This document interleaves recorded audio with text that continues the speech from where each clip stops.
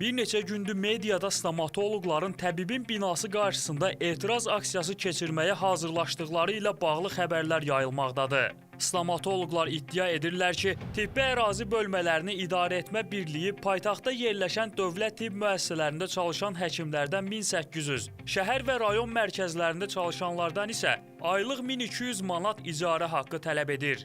Bu qərarın gözlənilən icrası stomatoloqların ciddi narazılığına səbəb olub.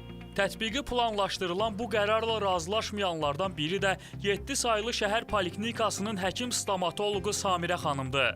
Bizim rəhbərlik bizi bütün həkim stomatoloqları şöbəmizdə yığdılar.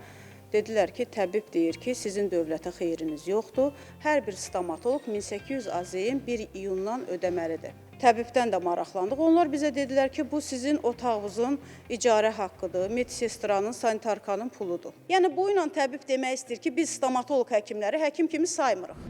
25 ildir bu sahədə çalışan müsahibimiz deyir ki, hazırda paytaxtda və bölgələrdə fəaliyyət göstərən yüzlərlə stomatoloq onlardan icarə haqqı tutulacağına etiraz edirlər.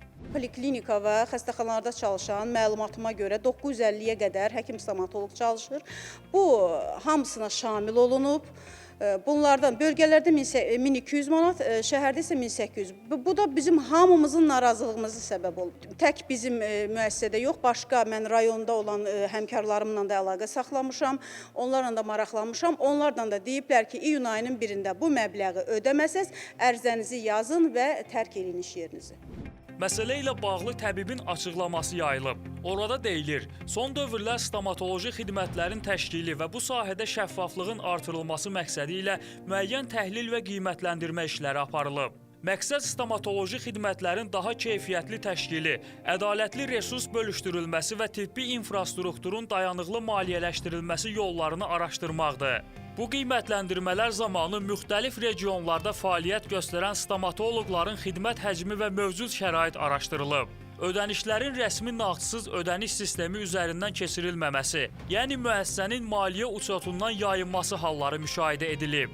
Narahatlıqları anlayışla qarşılayır və bildirmək istəyirik ki, istənilən qərar hüquqi əsaslandırma və mərhələli tətbiq prinsipi ilə həyata keçiriləcək deyə təbibin məlumatında qeyd olunub. Bəs bu məsələdə haqlı tərəf hansıdır? Stomatoloqların aylıq ödənişə cəlb olunacağı iddiaları doğrudurmu? Bugün sabaha saxlamadan mövzu ilə bağlı bir sıra suallara aydınlıq gətirməyə çalışacağıq.